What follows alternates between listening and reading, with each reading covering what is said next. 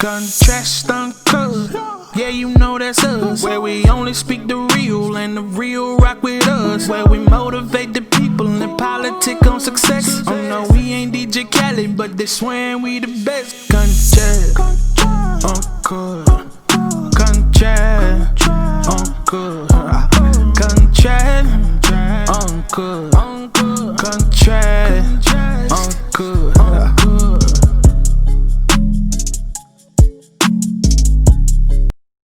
What's happening? It's Contrast Uncut. It's season 4. This is my Spotlight New Year's Day episode. You know, this is my LA original edition. I want to give a big shout outs to Uncle Snoop's Army and Bobby D Presents. It's your host, Zylo, aka DJ Juan Dollars, like I won some money. Today we got a legendary, one of them real incredibly dope special guests. He's from the City of Angels, Los Angeles. He's born in Santa Monica to be exact. With over 25 years in the game, he puts authentic into the word authenticity. He's the world-renowned and internationally celebrated photographer, director, and urban lifestyle entrepreneur. As Uncle Snoop said, and I quote, "If you ain't get shot by Estevan, you got shot by a weak photographer." As a director and the film and starred in the Netflix documentary LA Originals, when it comes to directing music videos, his brother has, worked with the GOATs from Blink 182 to Uncle Snoop to Eminem to Cypress Hill. This brother's been a tour manager for Cypress Hill to House of Pain. I mean, this brother's put in so much work that he gets the quality that deserves as GOAT. And, from there to the photography, he's had exclusive opportunities where no cameras could be, and he documented so much. And he understood the value of every picture's worth 1 million to 1 billion words. It's up to you to dissect it and absorb it. And I mean, it just goes on and on from this brother's history of photography, from Al Pacino to Robert De Niro to Kim Kardashian to Kanye West to Floyd Mayweather to Nipsey, rest in peace, to Kendrick to Meek Mills to so many more. His work has been in the Smithsonian Center for Latino Initiatives to Mesa Contemporary for Latino Initiatives, or Mesa Contemporary Art Center, Person's Automotive Museum, to the Los Angeles Arts in the Streets exhibit. I mean, the brother's done so much to these books that are in front of me. And every page, like I said, tells 1 billion words to each picture. And it's up to you to enjoy it. He put, where culture meets what you need to see. What the game is missing, this brother was feeling. And, if you don't know who I got on the show by now, it's all good. We got the brilliant mind behind so much that's in this room and so much of what we see from day to day that he trendset it and put the originality into it. You wouldn't get this without this brother capturing it, and he's the original. And if you ain't, like I said, I got the LA original himself, Estevan Oriol. How you doing, OG? Good, brother. How you doing? I can't complain, bro. You got so much history that I wish I could put so much more into it. Yeah. But if I did, then it would be a point of not having the interview because we got to go through that journey. Yeah. How you doing, bro? So, time's the most finite thing we have on this earth. And I got to let you know from the jump, I appreciate your time. I appreciate you for fucking with me, fucking with the viewers. Appreciate you. Thank you. Thank you, homie. Yeah. Speaking of time, what's the normal 24 hours for you? 24 hours for me is I start probably around 7:30. And I get up and we have a little group every morning that we call it Sauna Boys. And I have a sauna in my house, like a 6-person barrel sauna. Ooh. And anywhere from 2 to 6 or 7 of us go in there every morning. And during the summer, the routine is 20 minutes in the sauna, 3 minutes in the ice, 20 minutes in the sauna, 3 in the ice, 23. So we're in the sauna a total of an hour, and then we're in the ice for 9 minutes altogether.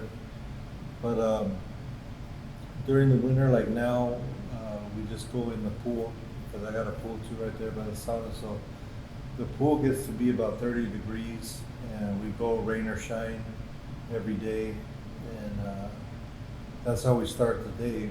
We wake up like that, and in between those sets of ice and sauna, we hit the weights or hit the I got a speed bag or a heavy bag, and we go at that every morning and get out of there probably around 11 o'clock, 10:30, 11, and we shoot over to the warehouse where I do my merch and ship orders out of there.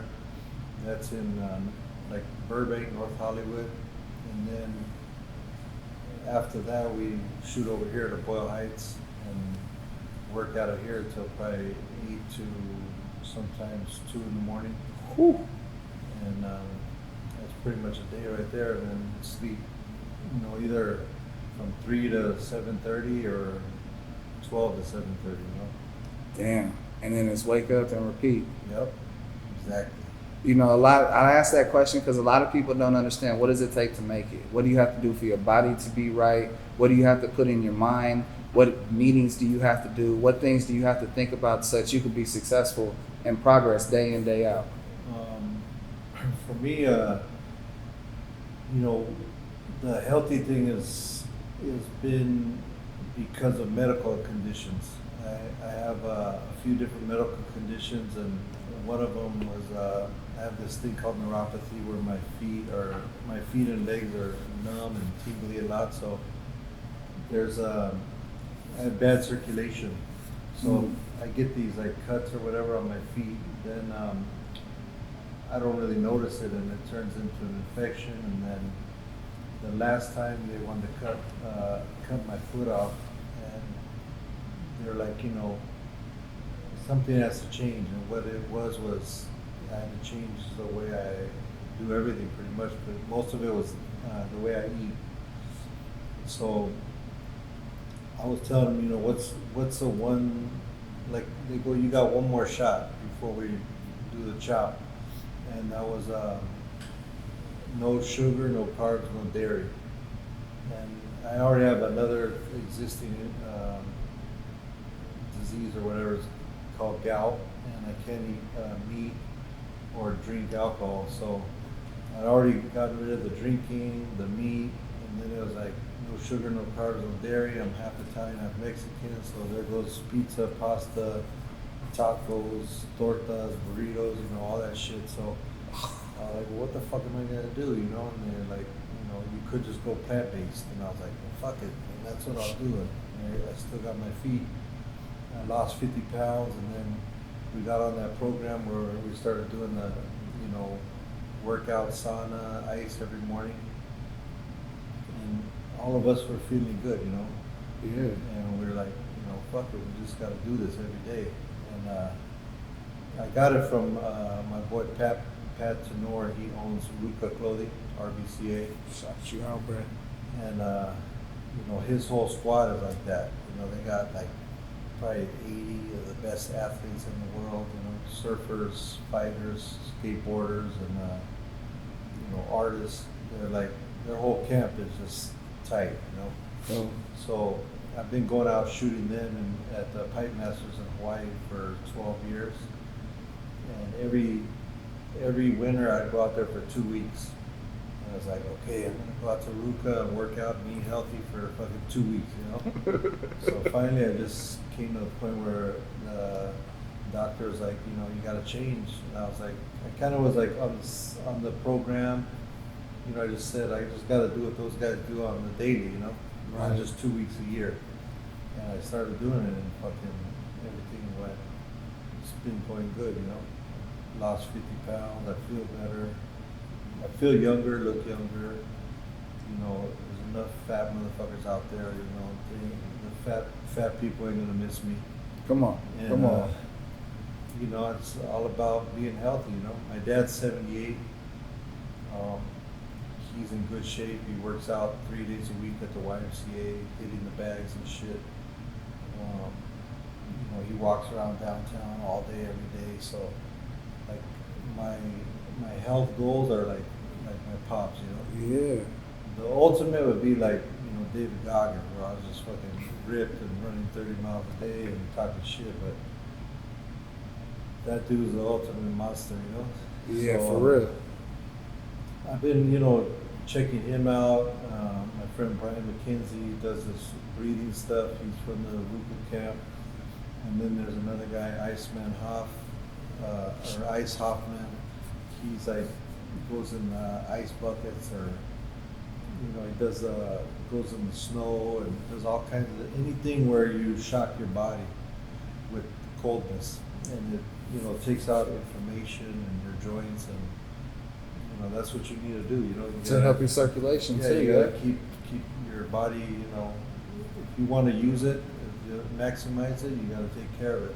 You gotta take care of the flesh. So I take care of my cars and my bikes and everything else. So I might as well take care of my body. So. And something I've been doing over the course of this fourth season was I've been getting more involved into eating right, getting more healthier in my standpoint. Like for me, my grandfather, great-grandfather, they all died at 50 at their desks working. Yeah, me too. And my dad, he passed away when I was 4. And so it's like, all right, I got to break that cycle. I want to see my kids past a certain point.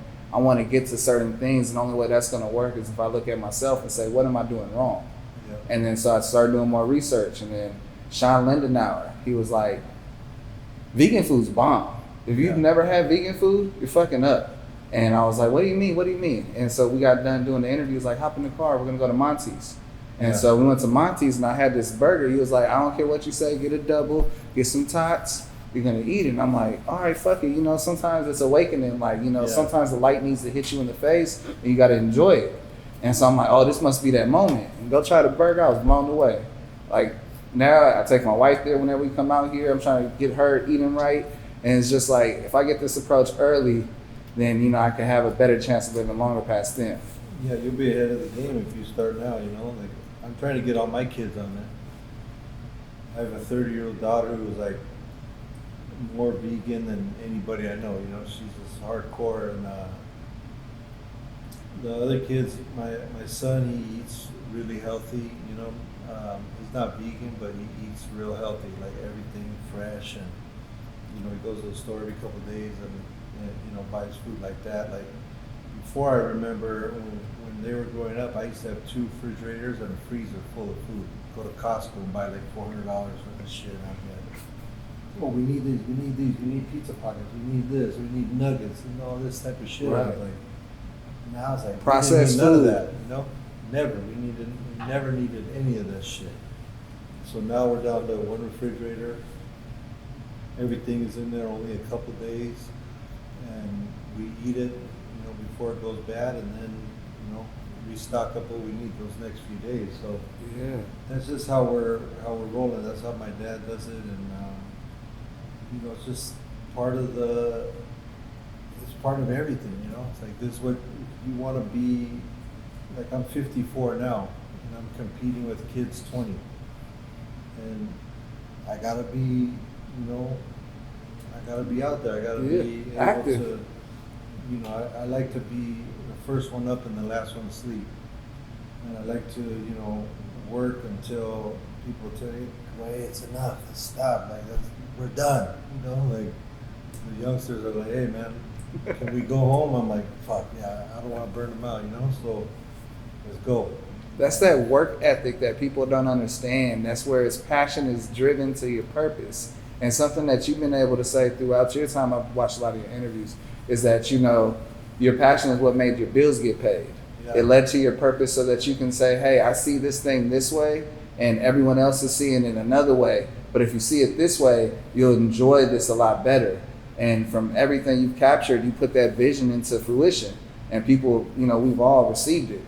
And that's something that from music to the culture to everything, you've been able to just passionately put that in, and it drives back to the roots of what you've seen, what was missing. Yep. I mean, if you want to stand out, in the crowd, then you got to be doing something that not everybody else is doing, So for me, it's like I try to work harder than everybody else, and not only just putting a lot of quantity out there, but quality, So quality. it's like I don't want to just put out, a couple projects a year. They take all fucking year, but I want to put out enough to where I'm smashing out there, and then people are like, hey, he fucking puts out a lot of shit, but it's all quality, I don't want to just be doing a bunch of junk either, there's too much of that, everything's oversaturated and watered down, and the game got all fucked up, but you know, it's up to the ones who know to, you know, pull it back and be like, you know, this is how it's supposed to be. At the same time, not stuck, you know, like stuck in the past. Like I always hear the youngsters, you know, like in the hip hop world, they're talking about, you know, fuck that, you know, those dudes are dinosaurs, you know, they haven't put out a hit in this many years or whatever, but you know, you always have to respect, you know, the pioneers, and then, well, just always respect people that were there before you, no matter what. Come on. And then, you know, bring something to the game, you know, not some bullshit. Bring something Yes. that really adds to it, not just doing whatever, you know. So I try to, you know, balance out both of those, you know, because I feel like I wasn't the first ones, you know, but I was, you know, I came in the early game, and then I'm trying to stay relevant, you know. I've been doing it for 30 years, and if you ask the youngsters, you know, hey, you think you're gonna do this when you're 50? They'll be like, fuck, what have you thought of that, you know? Like, that's how it is, you know. And I already have my plan for the next. I'm trying to, you know, hit my dad's age, so I have my plan for the next 20, 25 years that I want to at least do this, you know, my plan. Of course, I have to do way more just to, you know, keep shit going, but at least I'm going to do these little projects. That's right. So that's what I'm on right now. And that's goals, that's long term, that's short term, that's building and making everything still revolve around it. And a lot of the times people get so caught up on trying to take off somewhere, they forget that they got to land at these destinations and arrive and do what you're doing. And you know, that's amazing, because you're letting all the youngsters know you got to plan not just tomorrow. You can't just plan next week. This brother said 20 years from now. And you know, we've asked the technology person, like, how far advanced do you plan your technology? He said 10 years from now. And then you just stepped it up a notch to 20 years to understand, you know, what your value and what your worth will translate. And then how do you transfer the heat from right here to over here? Well, like all the photos that I have, most of the photos pretty much all the photos that people are seeing right now are from the 90s and the early 2000s. So the shit that I'm shooting now, I don't even care to show nobody for another 10 years. Like right now, there's the riots, the protests, the cops, the National Guards, the pandemic, and everybody's rushing. Like, how many pictures of, you know, cops can I put out there? How many pictures of protests? They're saturating it. Yeah, it's like they played it out, you know. So I'm like, I don't need to do that shit. I'll wait for 10 years and put out a book of, you know, like now the coolest shit is seeing the stuff from the riots in '92. You know, so you're like, damn, look at. This is how it was the first time, or you know, the second time around, because the Watts riots were in the '60s. So it was like the Watts riots. You know, 30 years later was that, and you know, 30 years later again. Yeah, here we are again. So it's like, I don't even want to show my pictures from what I have now, but I have everything. So, and I shot it all on film, you know, because I couldn't work because my job is to be with people, and they shut that down quick. So I was like, well, I'm just going to shoot pictures for me in 10 years. And then what I've been doing during the COVID is using my old pictures, like I said, from the 90s and 2000s, and doing collaborations with different companies so that, you know, I still have shit out there, money's still coming in, and then I'm doing my own thing on the side for later on down the road. And then the movie came out right in the heart of it, so. You know, LA Originals, April 10th, you know, came out on Netflix, and the first week it was like, got into the top 10, and then it was bouncing around from like 10 to 8 to 9 to 7 to 6 to 4 to 5, and you know, we got all the way up to 4 as far as like an overall movie on Netflix. And right. We got #1 on the documentaries, so. Like that, exceeded any expectations that we had. You know, we did, like, for us, we're like, cool if it fucking comes out. You know, I just don't want it to be on YouTube. You know, as long as it comes out, our people get to see it, cool. But then it started trending and started, you know. It took over. Yeah, I was like. It was a conversation. It took off, and we had all the right people in it at that time, and Eminem, and you know, of course Snoop just like took it home for us. You know, like they went to bat for us hardcore. Like, you know, Snoop posted it, Eminem posted it in his feed, in his stories, and then his link in his bio. The only thing that it said in his bio was the link to the movie. Wow. And we didn't ask him or anything like that. People were sending that shit to him, like, hey, check out Eminem, what he did. We're like, what? I'm looking, I was like, oh, cool, he posted it. And I'm like, no, click the link. I clicked the link, it goes right to LA Originals on Netflix. I was like, fuck, man, like, you can't ask somebody to do that, because you come out, you know, like, man, this motherfucker's asking me to do this, that, you know, or you can't pay somebody because then it's not real. But like when somebody at that level just does that off the strength, you're just like, fuck, man, you know. Like, They fuck with you. yeah, it's like, that shit blew me away. That was overwhelming, you know. Then the texts, the DMs, you know, the followers started going, and it just shit went buck wild. Like, it's fucking crazy, you know. Personally, bruh, I love the documentary, number one. Number two, we're doing a documentary for Second to None. And he's directing, I'm producing it. And, you know, from you directing it and you also starring in it, you see the challenges of doing the documentary, getting people's time, doing the interviews, having the questions lined up. You've seen the challenges firsthand. And I know we spend a lot of time on the end product right now because it deserved the praise. And I'm happy it got received in the way that it was supposed to. You know, personally, I think it should have been number one on top 10 because, you know, especially at that moment, it was an escape from reality to see, look, we got flashes of the riots. We got flashes of someone's come up. We got flashes of, hey, I didn't know Cypress Hill's manager was behind Eminem. And, you know, you got all of this circulating because of what you guys were able to inhibit into documenting it. Yeah. I mean, what people saw was just like a highlight reel of 25 years of our lives and a very small glimpse of the footage that we have. You know, we have hundreds of hours of footage, and to be, you know, narrow that down. Originally, we wanted it to be like Dre and Jimmy Iovine's HBO 4-part series. We wanted it to be like that, and then they're like, oh, you know, you guys aren't that big, you know. We'll give you 90 minutes. So we're like, cool, we'll take that, you know. So we Humble. took the 90 minutes, and then it was just like chopping up like seconds of every little piece, and, you know, trying to tell a story. Because if you're doing a documentary, you kind of say like, okay, I want to do a documentary on this subject. I want to shoot this, and this, and this is the story I want to tell. Well, we are like, we have 25 years of footage. Let's make a documentary out of that. So we had to go back and do maybe 10 to 15 interviews of people that were in the old footage, so we could, you know, go back and forth from the old to the new. And we had to kind of tell the story that way, you know, kind of back. We started backwards, is what I'm saying.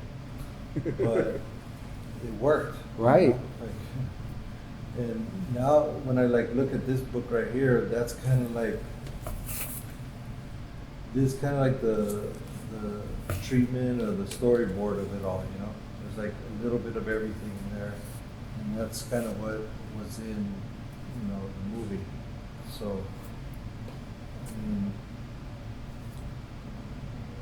mean, originally I wanted to start off with our whole crew, which is the Soul Assassins. So it would have been like, you know, Cypress Hill, House of Pain, me, Cartoon, Alchemist, and Scotty Khan, the Hooligans, you know, Dilated Peoples, and there was Jason Crondon, Self Scientific, and Bigga B that started Unity here in LA. And there's just like, our crew is so deep and so embedded in the culture, you would say, here in LA. So I wanted to start off with that documentary, but there was so many people, and it's like, you know, trying to get together, like so much, you know, people's schedules in it. I was like, man, fuck that. And then I was like, okay, let's do Cypress. And then I was like, well, these guys are going on tour, this, that, and the other. And it's like, you know, without a budget, you're like trying to chase them around and do all this shit. And I was like, well, fuck it, man, I got all the footage of me in part two. Let's just do one on ourselves then, you know?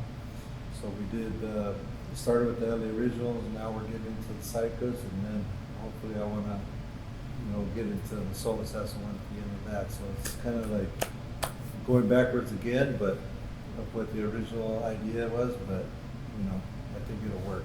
You know, sometimes we got to take a couple of steps back just to get 10 steps forward. And, you know, when you go back in history, you reflect on so much that you get a lot more than what you thought you were looking for. Because, you know, a lot of us, especially from the streets, we take certain moments and block it out. And then when we go back and dig up certain things, and it's like, oh, boom, boom, oh, I forgot about this emotion. And then that stuff, oh, where can I find from this day? And then you start digging more, and then it's like, oh, yeah, I do remember all this. And then that is the element that, you know, people need to see, because that explains so much that where we block certain outs for a purpose. Yeah, if I didn't have pictures, like, I mean, that's what brings up all my memories, is seeing all my photos, because there's so much. You know, I was on tour from 92 to 2005 with the bands, 92, 93, 94 with House of Pain, then 94 to 2005 with Cypress. Then I went on my own doing photography and video directing. So there's a lot. I mean, fucking every day of touring during the summers, and then doing winter shows. You know, like there was a lot of shit. You know, saw a lot of people in the world. Right. Just the one day at Woodstock in '94 is 500,000. You know, so like some of those festivals are 100,000. Like, you know, we're seeing millions of people, you know, throughout those years. And went to 44 countries with the bands, multiple times, some of them. Went to all the states, and then after I left that and I started doing photography on my own, I think I went to 12 more countries on my own doing photography and like content, what they say now. But, you know, like, there's no way I could remember all that shit. You know, it's like I have to go back and look at stuff and be like, okay, yeah, I remember that, and when I see a photo, I can remember that day. You know, I'd be like, oh yeah, that day I shot him, and we went here first, and we, you know, I waited for 30 minutes for him to show up. He was, you know, then we had to do this and that, and then we shot, and then we went to go eat after. Like, everything comes right back when you see a photo. So I'm really glad that, you know, I was able to do all that shit and take pictures of it, document it, so I could, you know, keep track of all the memories. They capture for memories for you, but they also capture the memories that you're capturing for. Yeah. You know, taking it back to going to, was it Iraq, right after during the bombings, and Yep. you know, that stuff was, one, crazy as fuck. Two, gangster as fuck. Yeah. And three, you know, it put a moment into people that was like, hey, you think this job's easy? Are you willing to do this? Yeah. Everybody wants to talk the talk, but they don't do the walk or get on a plane and go do something like that. Yeah. And you know, you got that moment for them where they could tell their kids. A lot of us have stories where we weren't smart enough to have a phone, or not a phone, but a camera. Now it's a phone for cameras. But we weren't smart enough to have a camera to document, like, hey, I met this person, or we talked about this, and someone never caught it. And, you know, now it's just like a random ass story somebody would tell. Yeah. Versus once you had someone that did document it and told it, there's that $1 billion worth of story that's involved. Yeah, back in the day when I started, like, I never took pictures with people, because I was a behind the scenes guy. So I never took pictures with the celebrities or the artists that I was shooting or whatever. Whereas now it's like, that's the first thing people want to do is like, okay, I'm shooting this guy, I want to get in a picture with him. But I didn't do that for years.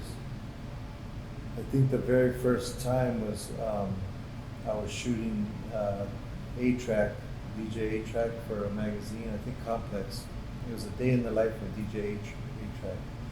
And at night he had a show with Kanye at the Palace in Hollywood.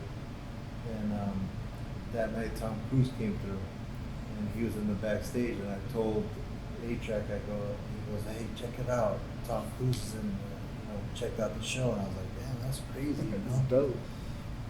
I didn't think, I've seen 1,000 shows. I've seen, thousands of people coming to the shows and VIPs and everything. But like, I don't know why, but Tom Cruise at a Kanye show is kind of like, damn, that's big, So I told A-Track, I go, hey, we should do a photo with him for the Complex story, it'd be kind of funny. He goes, yeah, but, he didn't want to ask him. I was like, fuck it, I'll ask him, It's easier for me to ask for somebody else than for me to ask for me, So I go, hey, Tom. He was like, yeah. I go, is it cool if A-Track, gets a flick with you? And he goes, yeah, sure. So, obviously he watched him in the whole show and knew who he was. So I took a photo of him, and then probably about 20, 30 people there. And they were like, hey, Kanye, you want to get a shot with Tom? He's like, yeah, for sure. Then like everybody that was backstage wanted a shot with him. And at the end of it, after everybody got, I took a picture of everybody with him. I was like, fuck this, let me get a picture of Tom, And I got in one shot with him, and then I was like, I think Snoop was probably the next one, that I was like, hey, Snoop, let me get a flick with you, But I still don't really ask people, because back in the day when I started, like, it was a respect thing, and there was you didn't want to be like a groupie, and you knew your place, like, I'm not behind the scenes guy, so that there's no reason for me to be in a picture with him. And I wish I would have, thought about it, before, like, could I, could those have been like, could there have been a way where I did do flicks with people back then that wouldn't have been like too much, That's how I felt. Like, I didn't want to bug somebody, So I didn't really ever ask somebody like, hey, can we get a picture together? It felt weird because I didn't really know them. I was like, to me, I was like, why do I want to be in a picture with somebody I don't know? Because back in the day, you took pictures with people you knew. You took pictures with your girl. You took pictures with your homies. Right.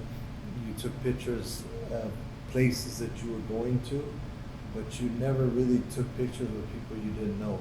And so if somebody was a celebrity and you didn't know them, why would you want to be in a picture with them just because they're a celebrity? You're like, man, I'm going to let him do his thing, let him shine. But somewhere down the line, it changed. And it was all about everybody wanted to have the shots, with people they're working with or celebrities or whatever. And I'm like, fuck it, like, I started with Tom Cruise, and I'll kind of stay at that level, Legendary.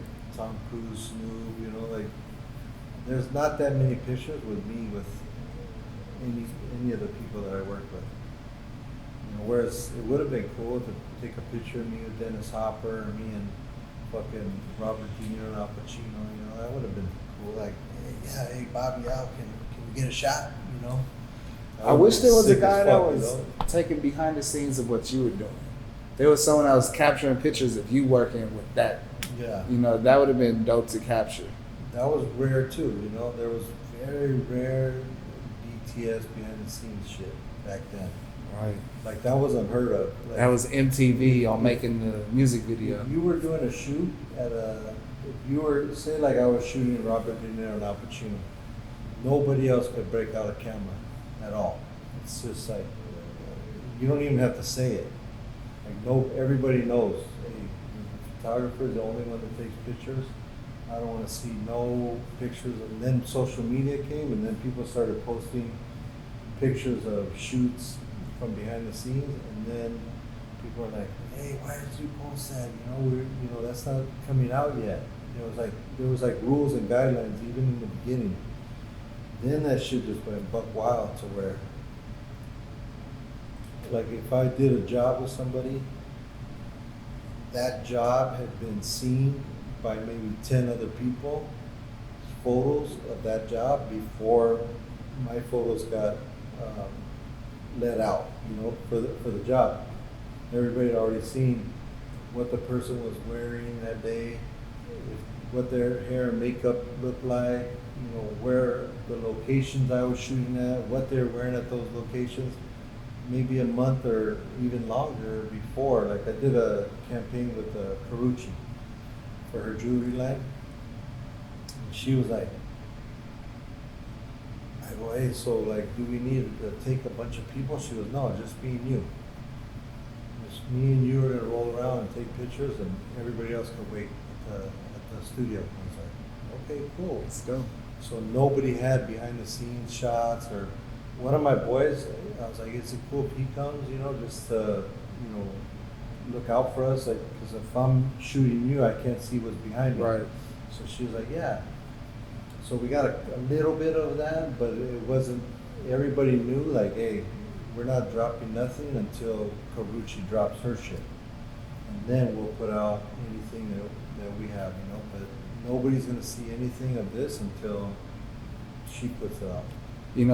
Without people signing a non-disclosure, that's like the hidden rule of whatever you do. You can't drop something before the shit comes out.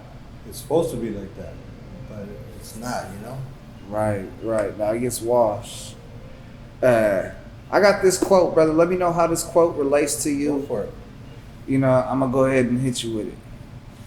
The best thing you can do for a person is to inspire them. That's the best currency you can offer. Inspiration. Nipsey Hussle. That's pretty cool.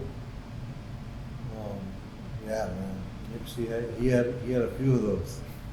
Like when I trip out because I shot him in 2007 or 8 or 9 or something like that. I was gonna do his first album cover when he was coming out on Virgin, I think, and we hung out a lot and done a few different photo shoots. And at that time, he hadn't been signed yet, but I had hookups with magazines, so I was bringing him in on magazines. Like they'd say, hey, like Double XL, they did a shoot one time, and they're like, hey, can you get real street dudes that are in the music game to be, in these shoots? And I go, yeah. So I got J-Rock, Nipsey, and some Mexican homies. A guy named Stomper and another one, Buyo. And, so we had like a mixture of different street dudes that also did music. So I had hookups with magazines, and then I would hit the magazines and be like, hey, I want to shoot you, for some new hip hop dudes that are coming out of LA. So I would pitch people to the magazines, and like early on I got, nipped in a couple magazines, and it was a trip to see how he went with his career. Like he did it non-traditionally the whole way. Right. And then you just you hear different stuff that, he would come out and say, and you're like, man, this dude was he was really on his shit, And like that last record he did was just off the chain, like every song was just a banger. The assembly of the songs was just it just flowed perfectly, the whole album.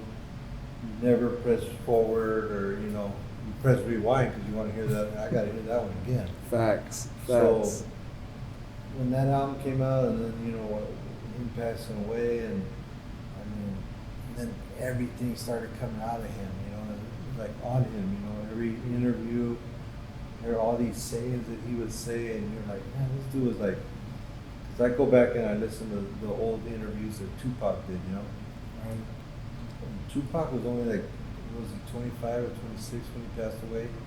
26. And the amount of shit that he said, and the amount of work he did, and everything that he did was just more than a lot of people in the industry's whole lifetime at 25, 26. You know, there was shit he was saying at 24, 25, 23. You're just like, man, this dude's, he was really on some shit. Yeah, You know, for a youngster. You know, I have kids that are, you know, 21, 27, 28, you know, 30, in those age ranges, and the amount of shit that dude did blows me away. And you know, Nipsey was right there with him. You know, he got to go a few more years than Tupac did, but that dude did a lot of stuff. You know, He did a lot of great, and you know, he was able to inspire so many, and then he put the spotlight back into the neighborhood that he grew up in to show everybody, hey, you know, you can get money and come back and build your neighborhood. Yeah. And that was the biggest thing to inspire everybody across the board. Yeah. And you know, he also captured things that, you know, we can both relate is so many people got the streets fucked up. Yeah. They got this personification that, you know, we choose to do certain things versus this is sometimes our only option. Yeah. You know, the only way we're gonna get out this hole is if we make a way. And some people, if they get in the way, that's our way out. And a lot of people don't understand that dynamic because they've never been forced to figure out how am I gonna eat tomorrow? How are we gonna get through this next day? You know, how am I gonna, you know, go through the moment of with my parents or my mom and my stepdad are like, they're not working, they can't figure out how we're gonna get a meal. But I gotta figure out something on the streets. I'm 10, 11, and come back with some money. Yeah. You know, just the fact that he was on that Dr. Sebi trip, you know, Eating right. he was so deep in it and nobody even knew, you know, until later on it was coming out that he was doing a documentary on him, and he was way ahead of his a lot of guys in the game, you know. Yeah. Like everything that he was doing was the right way. You know, you talk about the quote, you know, inspiring people, like that's all he did, you know. Inspire people. Like if you I tripped out on him, you know, and I'm way older than him, you know, I'm 20 years older than him. And he came in like, you know, I just tripped out on all the stuff that he did, like, you know, like you said, with the neighborhood and with all his homies and with the health and like everything he did. I was just like, this motherfucker's, he's good, you know. But you know, as we're talking about how his legacy is, you have a legacy that you're leaving as well. You know, you're inspiring so many Latinos. I mean, you're inspiring everybody across the board, but you're letting people know like, hey, it don't matter what you do. Love your craft, love what you do, and get paid for it. Don't forget to get paid. And you know, you apply pressure in that way and people can see the glow up. They can see the fruits of your labor across the board, and that's the inspiration. You're capturing moments that people can cherish for centuries. This book of yours will be around for centuries. You have stuff in the Smithsonian, brother. Yeah. Like, you know what I mean? That's forever. Yeah, I got stuff in well, they're buying some of my stuff, but I've been exhibited in 15 museums.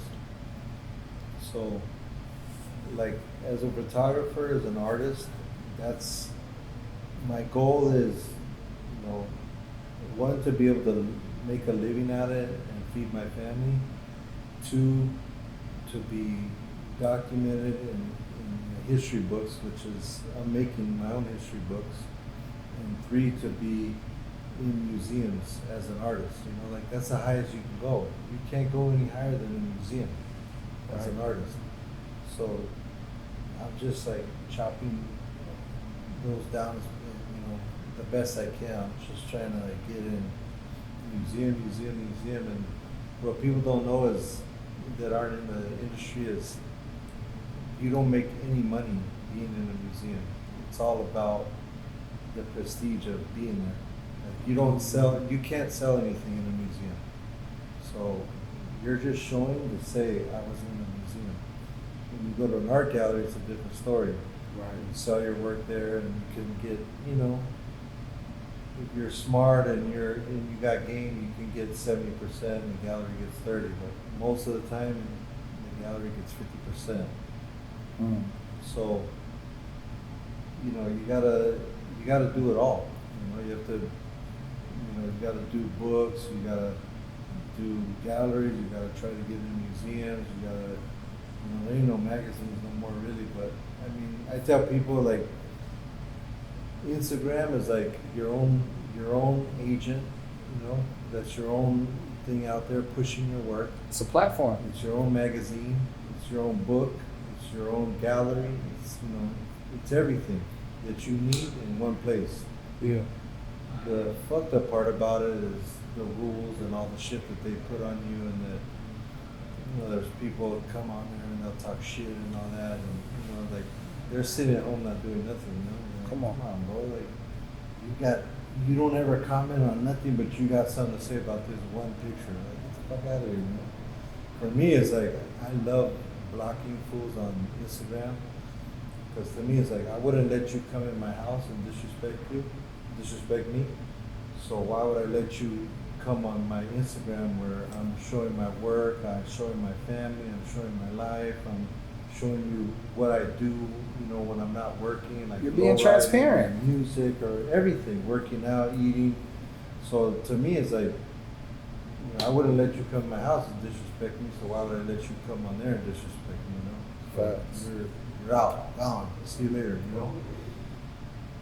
But that's, a lot of people don't understand the energy you take from your phone. It transfers over. That bad vibe, reading that stuff and taking it in with you, a second is a second too long. Yeah. So no, you're right. You got to delete that shit and remove it out. And the easiest way to do something is decline a phone call, do not respond, or block somebody. Yeah, it's easy. Like it's so easy to just. To me, I'm about being positive and being around positive people and doing positive things and helping people in a positive way. And those people are negative and they ain't doing shit, so fuck them. Facts. Adios. You're gone. So like, I help out so many people and do so much good shit that, I mean, the way I see it, like I shouldn't have one fucking comment of people talking shit. But they don't know all that shit, and I'm not here to tell them or, teach them anything, so I don't really give a fuck, I'd rather just say you're gone and that's it, But I know what I do, I know who I am. Nobody can say I burned them in any type of way, like I've never done nobody dirty. So I'm not tripping on nothing, I go all over by myself everywhere, I don't really look over my shoulder because I don't feel like anybody's out there to get me like that, I know there's some weirdos out there, like it could happen to anybody. If somebody could get burned out on the way you even do positive shit, they could find something in that to some bullshit to get mad at, Right. But to me, it was like, if I ain't never done nothing to you or whatever, then fuck out of here, No, that's real. Sometimes you gotta have shit end on that note. Don't drag the stuff out, because all you're doing is adding more wear and tear to your day. And life is too short. Yeah, that's for sure. I got way too much shit to do, Facts. I'm trying to put out, like my goal was 25 books before I die. So right now I'm at 4. I'm working on 3 more, and then that's 7. So I got 18. Yeah, I got 18 more to go, and I have the stuff. I have enough photos to definitely do it. I just have to pick what topics I want to do and then do that shit. Yeah, that's it. But everything's here already. I don't need to go and do anything new. I have enough, right here behind this wall to at least do 30 books, total. When it comes to this camera, they've evolved the camera. Before it was a camera, film to, then if you wanted to film, you had to have this digital recorder throw on the shoulder. And, now we have cameras that do it all. Do you feel like the camera world, the game I'm talking about, did the game choose you or did you choose the game? I happened was I was the tour manager's House of Pain already, and I was low riding. I was in a car club in East LA. So my pops saw that shit and was like, hey, you're doing a lot of cool shit. You should take pictures of it. And I was like, nah. Because at that time it wasn't cool to take a camera. It wasn't cool like to have a camera like walking around with it. Most of the people that would do that were tourists or paparazzis. And if you saw, professional photographer, you saw all the, bells and whistles. You saw guys with lights and guys with, there was makeup artists and stylists and this big ass crew to do a professional photo shoot. So there wasn't people just running around with cameras that much. And it was kind of like, for me, it's kind of embarrassing to roll around with a camera. Like I used to just like carry a camera, like I'd have it like tucked in my hand like that. I'd be like, hey, should we do can I do a flick or something? And they're like, yeah, okay. And then I bust out the camera and go, damn, where do you have that? I go, I didn't want to wear it around my neck, look all goofy. So in the beginning, it was kind of hard for me to get used to, one, asking people to take pictures, two, like putting a camera in their face, and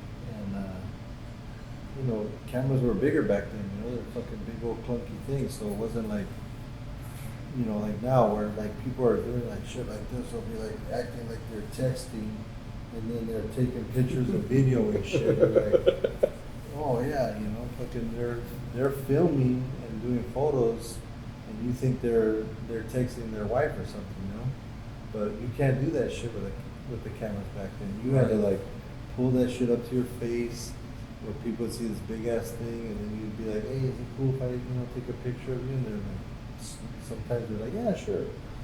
Sometimes like, for what? What are you doing? And they're like, oh, that's just for me. What do you mean for me? I just wanted to take a picture, of you or your car or whatever, just like, what for? What are you gonna do with it? I don't know. Like, you don't know what you're gonna do with a photo. You just wanted to take a photo, Right. But now it's just like so okay and over, saturated and everything like that. Like, if you don't take a picture, there's something wrong with you. Like if you don't have your camera, there's something wrong with you. Like, hey, where's your phone? I'm like, boo, man, fuck, get out of here, fool. Or, oh, my phone died. Get out of here, you fucking idiot. Where back in the day, like, you had to like do all kinds of shit, it was weird if you had a camera. Now it's weird if you don't have one. Coming from the behind the scenes element and, always being behind the scenes capturing. And right now we're in a time of 2020 where people are like, who is this person filming? Who is this person taking the picture? Who is this person doing this music video? And they're getting that light, from producers to directors to all the fill-ins in between. Before, it was only about the artist, it was only about the actor, It was only about the movie, the brand. Now people want to understand, why does this motor move? Yeah. Because they want to, it's an entrepreneurial world where people want to continue to grow. And how does it feel to be on this end, this side of the camera, versus being on that side, blocking and directing and making sure that you capture what you want to see? Oh, I like being behind the camera way better, But it's a trip nowadays, like, people, like, everybody wants to be tagged and everything, Like, back in the day, it was like, this was a film by this person, meaning this person directed this film. And these people produced it, and then later, if you watched all the credits just go, then you'd see everybody who was a part of it. You'd have to, like, pause it and, really trip out on, oh, who did this or who did that? Now it's like everybody wants to, hey, how come you didn't tag me on this? I carried the bag, from this car to there. I was like, fuck, man, all right, whatever, bag carrier at, whatever, like. Everybody wants to get credit for every little thing, And it's like, I know that, that a lot of things that I've done are, where I had a team, and there's no way I could take credit for everything I've done without giving my team credit. But now it's just like, it's too much, It's Everybody excessive. it's like everybody wants every little piece of credit for every little thing. I'm like, come on, fool, you didn't do that much, You're Yeah, people want to be a tripping, man. consultant because we called and you told me something about my show. Yeah. And so you want a consultant credit now. It's like, motherfucker. Yeah.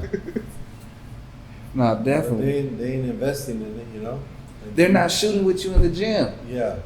They're not sitting there giving you the gems that you need to move forward. Yeah. A lot of time we need something to catch us on our point to make the light go off in our progress. And a lot of people think that, hey, they just came up with it. Someone told them that. No, bro. It was a whole bunch of work that went into understanding how something moves for you to fill in your void. Years of hard work, You're an outlier, bro. I don't know if you've ever read the book Outliers, but it's all about putting in 10,000 hours of work. And you become a master of your habit, a master of your work ethic. The biggest way you can have self-respect is in your work.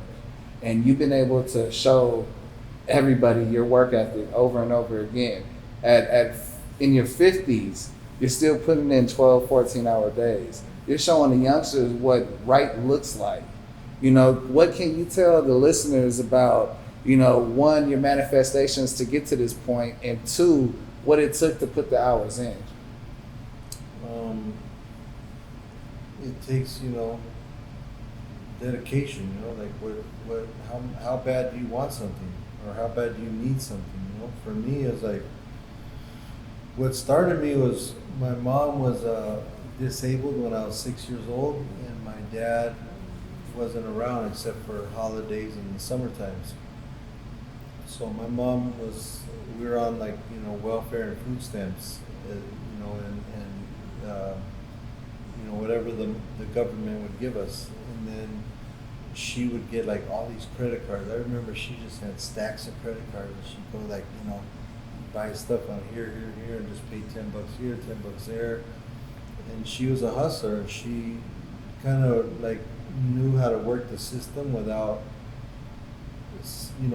doing anything criminally, Everything was by the book, but it was by the minimum that she had to give them.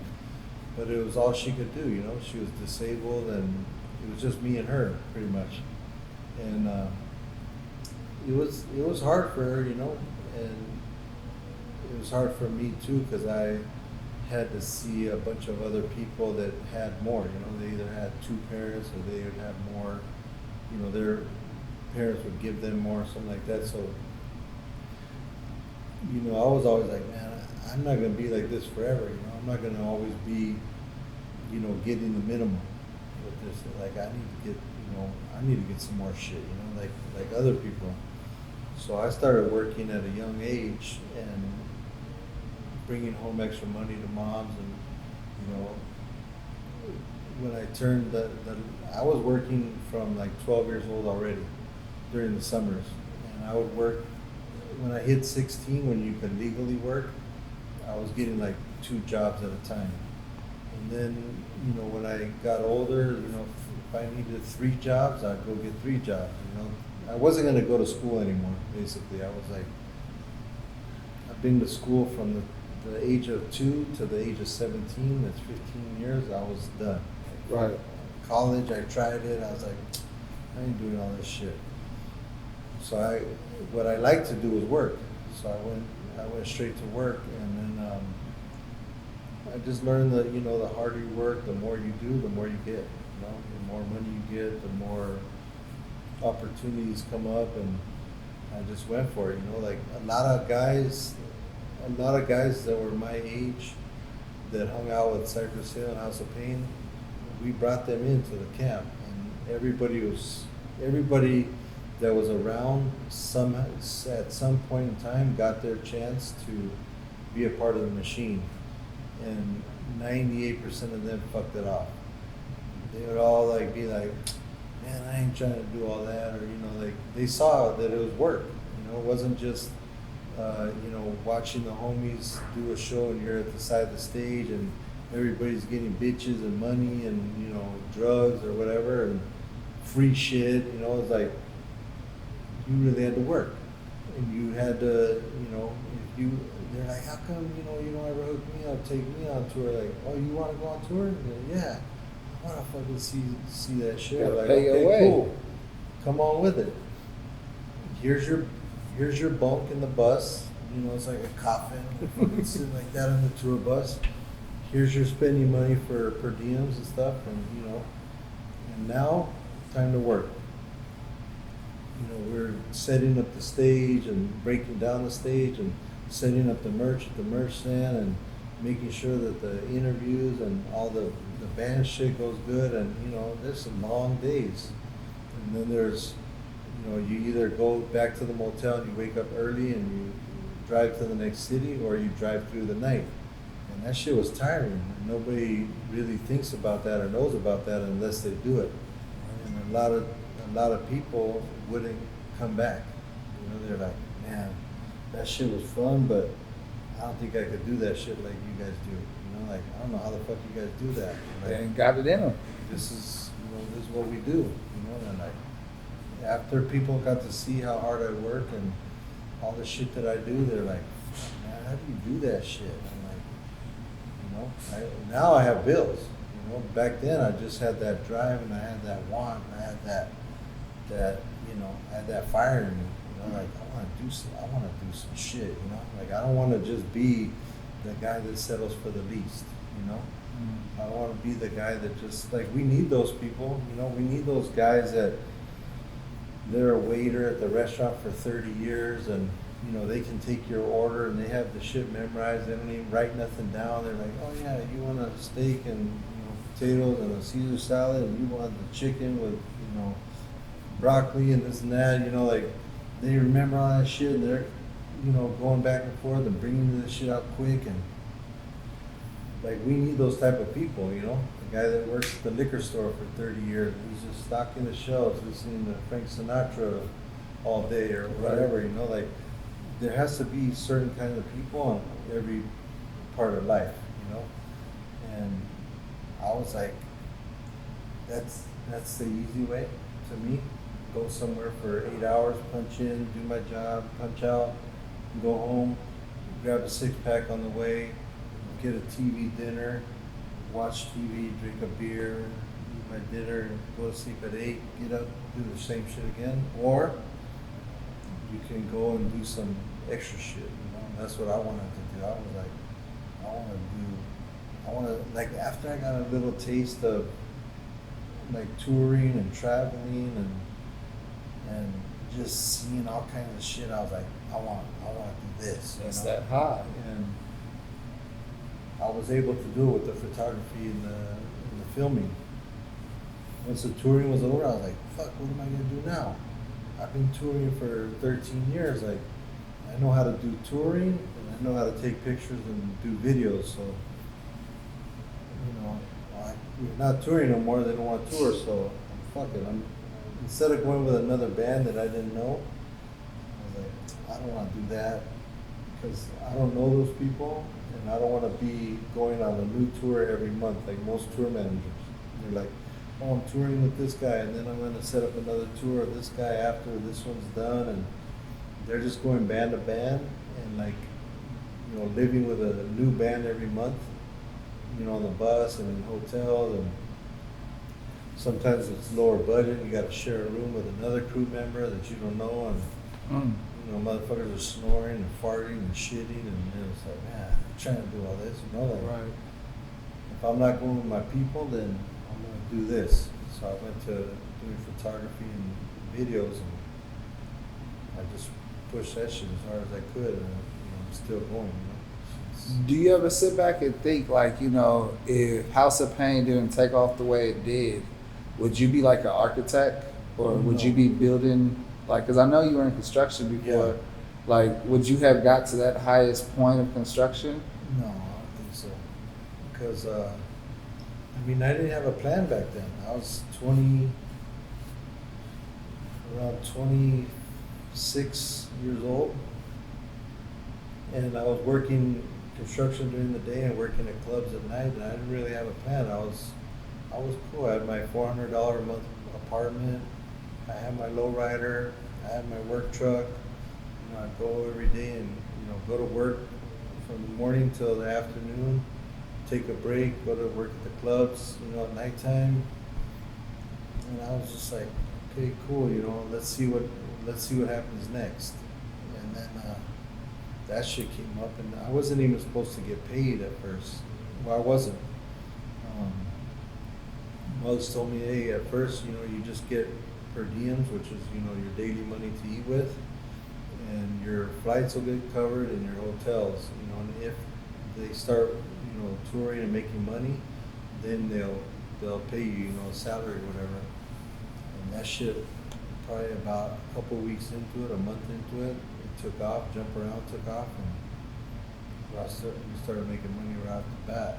So luckily, you know, that shit happened. I was planning to do it for the summer and then go back to work.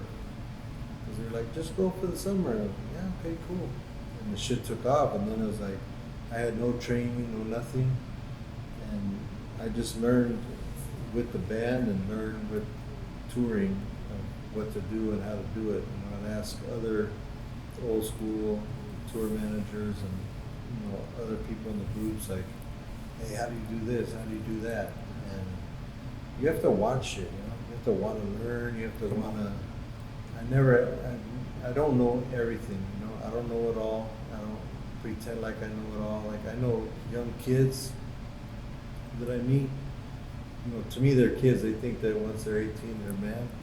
Right. But I meet young kids that are 20s, 30s, and they act like they know it all. I go, man, how the fuck do you know it all? Like, how do you know more than me and you haven't been nowhere or done anything? You know, you're like, you never had your own company and you never traveled or anything, and you know more than me. That's cool. Like, I wish I had it like that. You know, I had to go all over the fucking world and meet all kinds of people that knew more than me and ask them and be willing to learn, and that's how I learned shit. But fuck, that's cool that you just came out the gate knowing everything and you know everything about everything. That's cool. It's a trip. Yeah. You know, we live in a world where people will look up a Wikipedia thing and they tell you an answer to your question, like, motherfucker, someone else wrote that. Everybody's and it's not even verified. Yeah, everybody's a doctor now. Like, I'll Google this shit and like I go to my doctor and I'll be like, yeah, you know, I was doing this, that. And he goes, and what made you do that? Wait. Before you tell me, please don't tell me you Googled it. Or WebMD. Like, yeah. He goes, man. He was like, they're like, let me, you know, like, doctors got to go to school for 12 years, college. All we study is medical for 12 years straight. If you haven't done that, then we're not on the same level. Don't let me be the doctor, because there was a point where I stopped taking my medicine. Because everybody's like, oh, the big pharmacies are doing that to make money. They tell you you're sick so they can make money off you. They give you pills that have side effects, this, that, and the other. And I was like, yeah, they do that. Yeah, they are making money. Yeah, I ain't getting shit. I'm fucking sick, and maybe they're keeping me sick. That's why they just keep giving me this medicine, and I'm just staying sick, and they're just fucking making money. I started tripping out, like. So I was like, well, let me see if I be like, you know, all nature and earthy and, you know, Eastern medicine type stuff, and, you know, do all these like hocus pocus things and see if I can, you know, drink tea and I won't have a thyroid problem no more. And, you know, fucking go to sleep with a tortilla on my face and rub avocados on my legs or some shit, and that'll make it go away. You know, they have all these like weird potions. Onions on the bottom of your feet with socks will get a fever away. Yeah. That does work. My kids, teething, that's what we did, and that shit worked. Yeah, you just drink a 7-Up, you'll be all right. You know, like, there's all these like different things, but the doctor would just shit on me one day. He's like, hey man, any more of this, you would have died. You didn't take your medicine, you would have died. That's it. There's no anything but that. You have to take your medicine for the rest of your life. I'm the doctor. You be the patient. I went to school. You didn't. Listen to what I'm telling you. I was like, okay, you're right. Let's check before it becomes checkmate. I just sat down like a big dummy, and I was like, fuck, he's right. He is the doctor. He did go to school. I didn't do shit, you know. I wouldn't want somebody to tell me how to I wouldn't want a doctor to tell me how to tour manage a band, or how to take a picture, or how to direct a video if they never have. If they're a fucking doctor, they've never been on a set, or they never held a camera in their hand, or never went and did a festival with 100,000 people and their band was the headlining. I wouldn't want them to tell me shit. Like, oh, you're a doctor, homie. Be a doctor. Let me tour manage. You know, let me take the picture. Let me direct the video. Go be a doctor.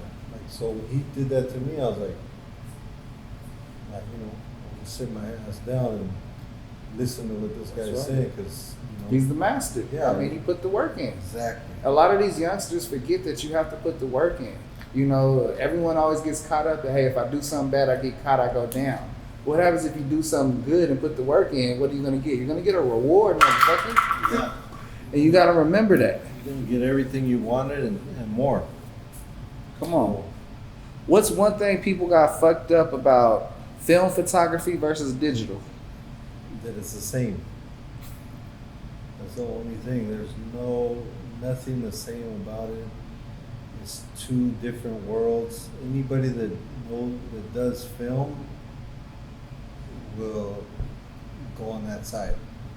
They'll tell you, like, if you, especially somebody that's in like a that does darkroom shit or develops film, or somebody that, like, I mean, don't get me wrong, there's some really good cameras, and there's a lot of apps that get you close. Like I shoot a film called Kodak Tri-X 400.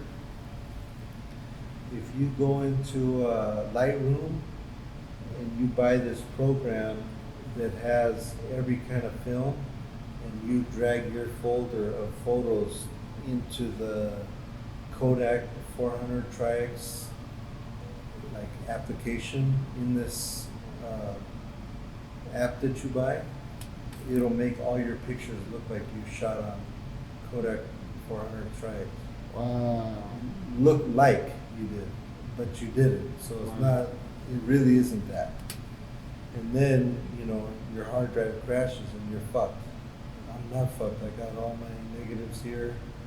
And, you know, I was talking to a friend of mine, and he's, you know, out of town. He's staying with a photographer, and he's like, yeah, I go, hey, how's it going over there? He goes, oh yeah, the homie's bummed out. I go, why? Their hard drive crashed with all their shit on it. And I go, they didn't back it up? And that's the first thing everybody wants to say, like, you didn't back your shit up? I'm like, oh well, you're assed out, you know?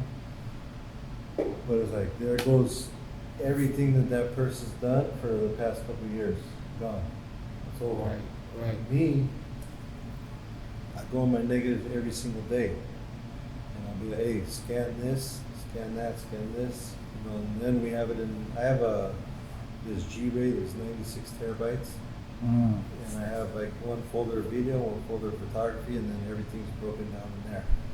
But, you know, there's nothing like folding negatives and film and contact sheets. And like if you look at this book right here, I took, I scanned the contact sheets, and I put like say this is the picture of Nipsey that I used in the book. But this is the roll of film that it was on. And you could see like a couple of frames of each photo that I used in the book here on this. You know, this is this girl, there's 4 frames of her, or a couple of 6 maybe. There's Meth, there's, you know, 2 frames because that was a different kind of film. Dre, Eminem, you know, all these different things were from the contact sheets that I selected these photos from. So all these books are all made out of film. I make sure I write, you know, all these photos were shot on film. Old school, baby. So everybody knows like that everything that I did in the books that I put out are all shot on film. Authentic. I don't know why, I just don't want to, like, I feel like, you know, I shoot film, why not just, you know, use what I have from the film shit that I have, you know? That's right. I sure do have a shitload of digital stuff, now, but I'm not as hyped on it as I am with the film stuff. I think you only adapted because you had to evolve with time. And, Yeah. time technology puts you where, hey, it's either it's going to leave you or you're going to grow with it. Yeah. And then the old school ways is how you grow within things to be like, hey, I know how to do this and this is all you know how to do because you're depending on this. Yeah. And then boom, that's where you continue to, be the legacy that's behind a lot of what we're inspired to see and watch. Yeah, and then everybody's, everything comes back around. Vinyl came back around. Now the hipsters, get vinyl. They all get film cameras. They all want to do music on analog instruments, and they're like, oh fuck that. We don't need those big 24-track, 2-inch tape no more. We can do everything right here on the computer. But now people are like, oh, I want to get that old school shit. Like I want that sound that it has. Like. So they go back. Everybody goes back to something, fashion or every type of art. History repeats itself. Yeah, it goes back to the old school shit, and then you just throw your little twist on it, and it's That's true. new. What has been your top 3 moments that you've documented that sticks out to you right now?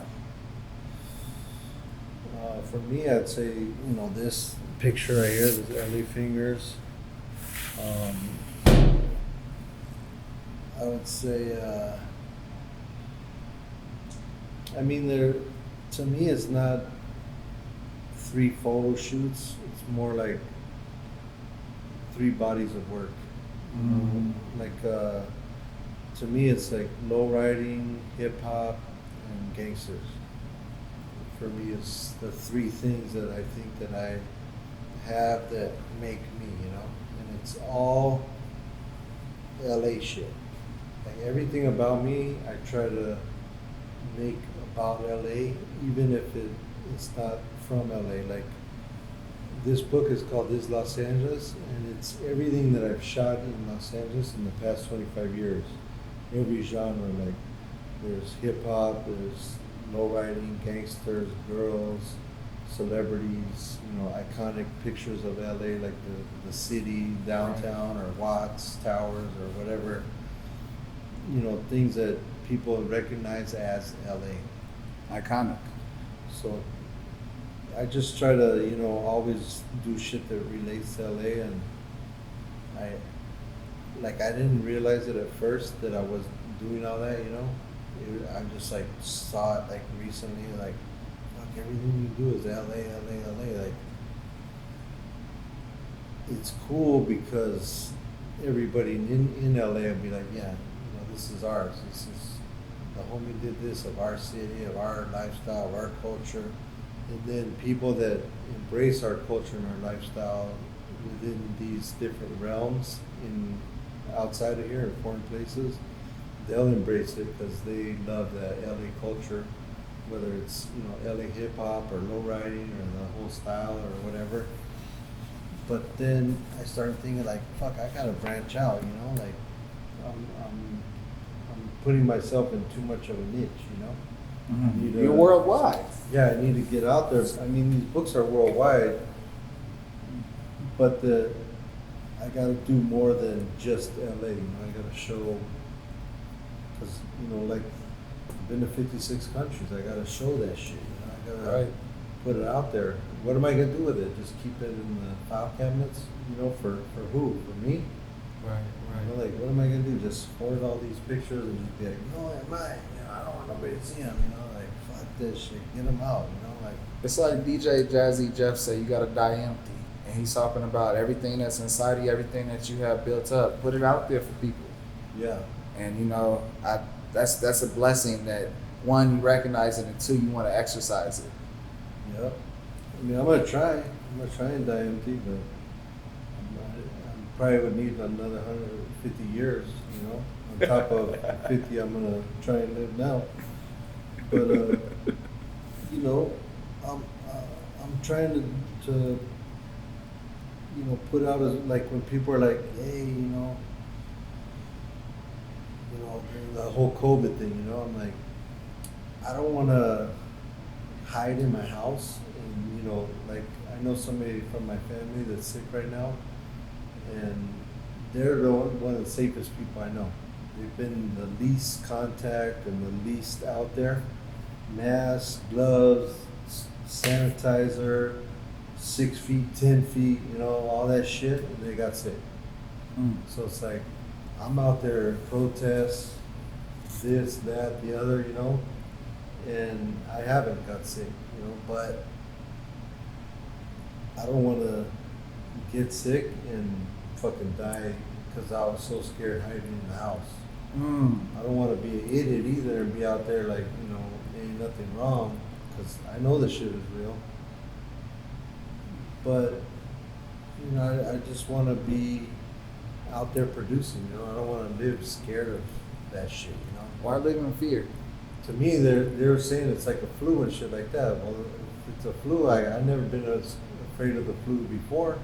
I never was hiding in the house before, and I got sick a gang of times. You know, I got the flu all the time. Fuck, you know. Like, I've been sick of, I don't even know how many times, but it's like, you know, I just push through that shit, come out on the other side and keep it moving. But this is the craziest times I've ever seen anything like what's going on now, you know? Right. Like the craziest shit I've ever seen, but I can't say it's all bad either, you know, because there's been a lot of greatness that's come out of these times. Like, I've had to not reinvent myself, but refigure the way that I was gonna work and generate an income from my family and for everybody that I'm involved with. Because, you know, if I was just gonna be like, well, I can't take pictures no more, so they don't want me to be around people, I'm just gonna kick back in the pad and quarantine, wait till it's over, and I'm not gonna do shit. I would have been fucked. Right. I was like, oh, hell no, fuck that. I'm gonna be, I need to be out there, first of all, somebody has to document these times and the crazy shit's going on. It should be a photographer that does that shit. I'm a photographer that does that shit, so I'm gonna be out there documenting it. And if something happens to me, well, something happens to me. We went to at least like 20 fucking things with the cops, you know, going off on people. We all got shot with rubber bullets, the tear gas, the flash bombs, like everything that they had, we got shot with it. Except, you know, they weren't shooting people with bullets yet, but, you know, to me that was part of it, you know. Like, I went out there to do it, to document it, and I had to get that shit, you know. I had to get shot a couple of times with those things, and yeah, all right, this is what this is about.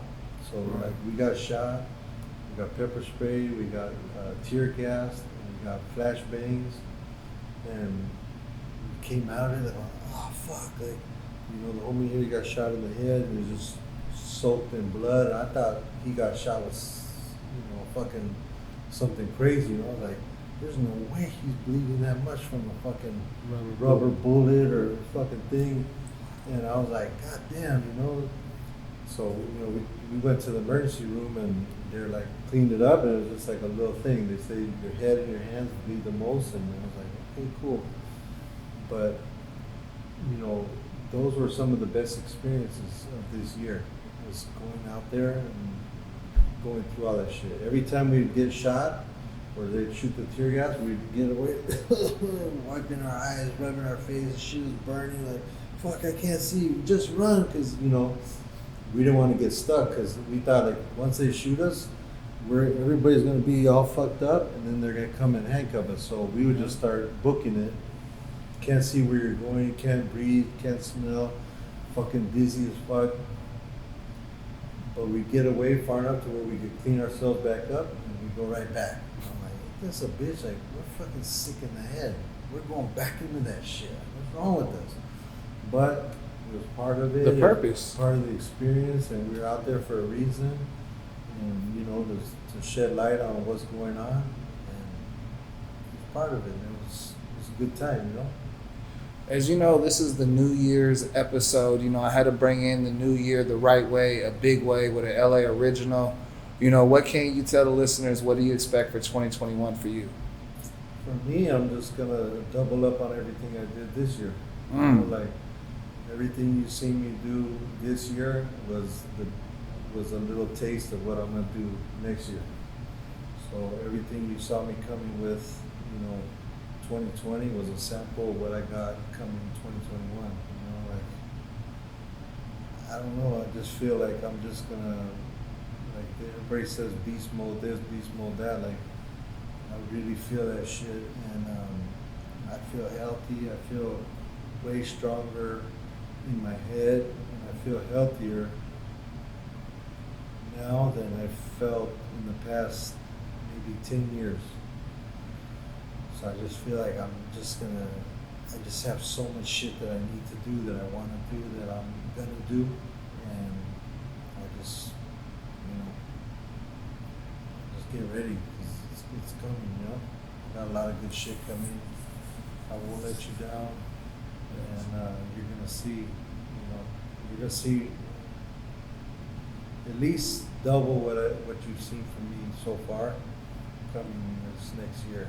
I'm going all out, and I don't see anything. I just don't think negative, you know.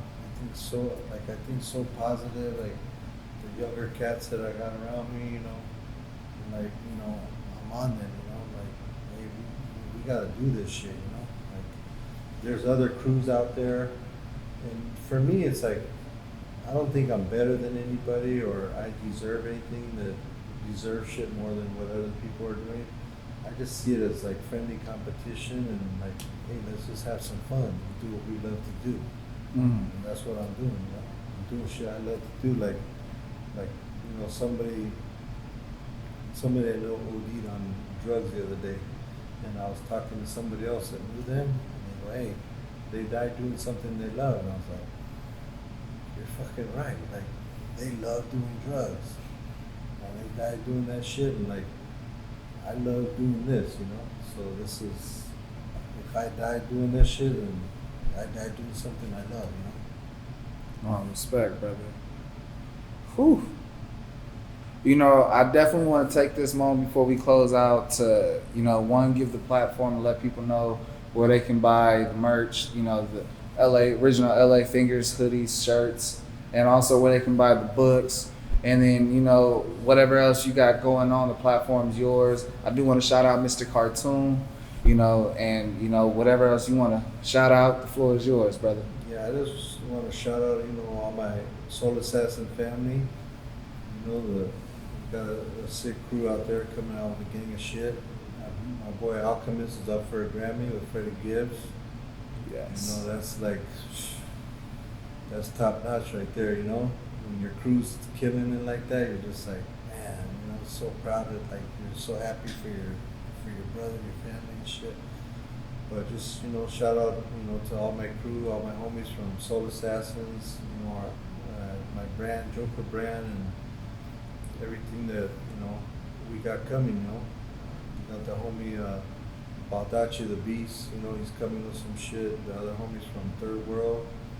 You know, those are the music we're coming out with. I'm starting a book publishing thing for, like, in association with Drago, that, like, it's kind of like an imprint of mine, you know. They're like the main label, and then I'll have my own little book label.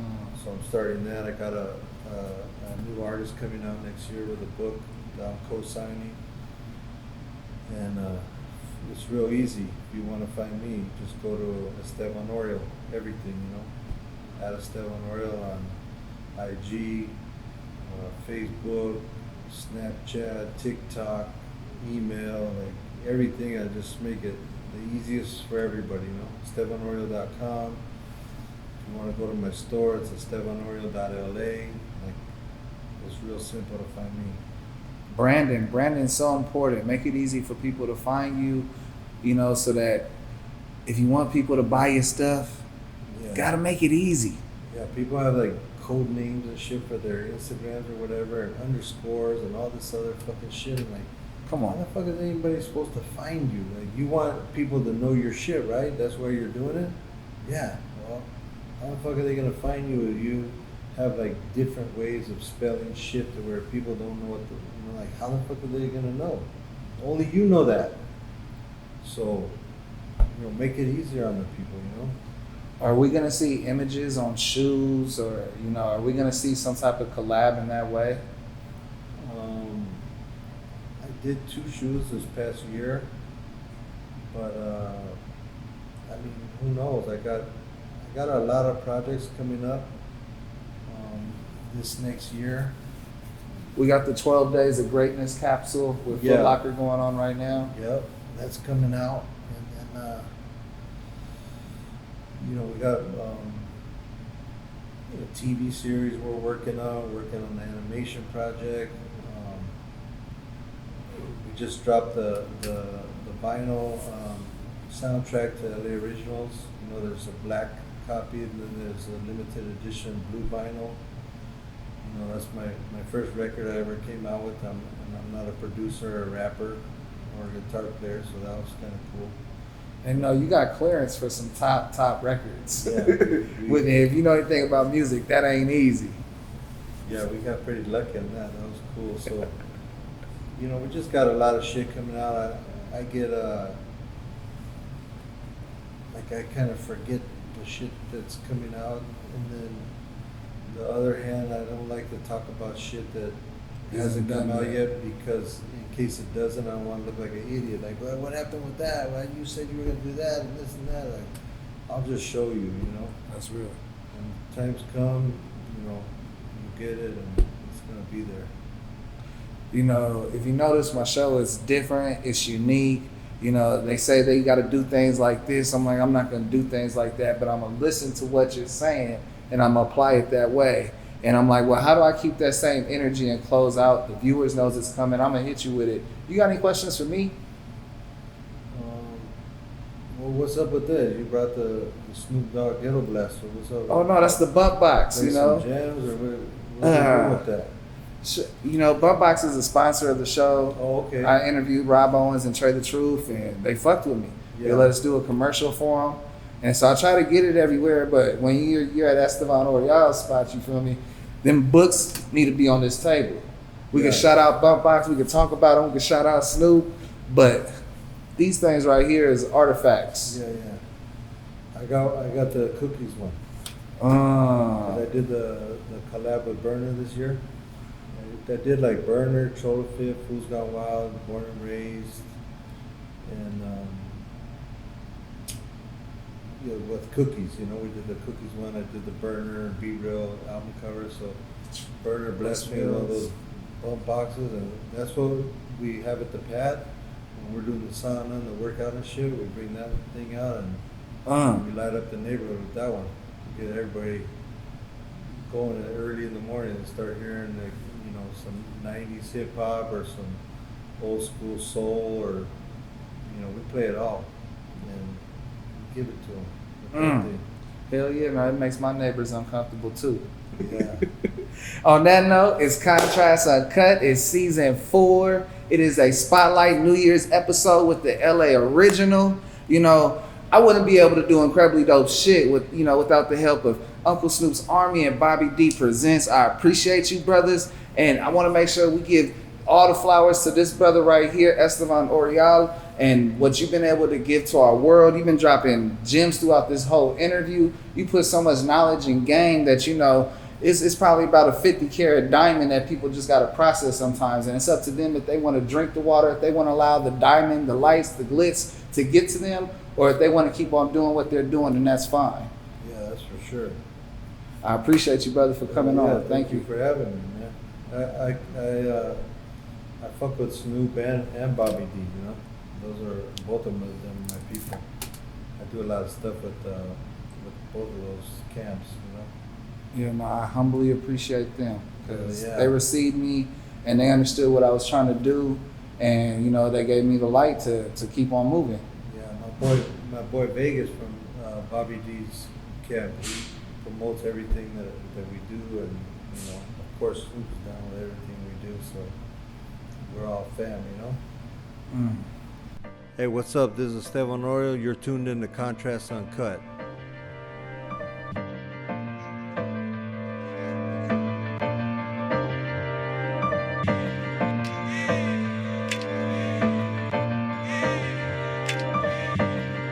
Yeah, this really remind me of some, this really reminds me of some Tribe Called Quest. Hip hop really taught me to give it all I got left. Wu-Tang taught us how to beat the projects and tell my story over beats and it could be a project. Look how it all begun, bum skibbity bum, yeah. Grew up on that Nas, on that L, on that pun. Old soul when I was young, crisscross make 'em jump. Battle rapping for respect, my nigga, this ain't what you want. Can I kick it when I'm rhyming? Be a legend through Ebonics, was a sticker boy. Felt like sticky fingers played at Onyx. Can I live track 8? Feel like Jigga 96, without a reasonable doubt the album turned me into this. Shit we always had.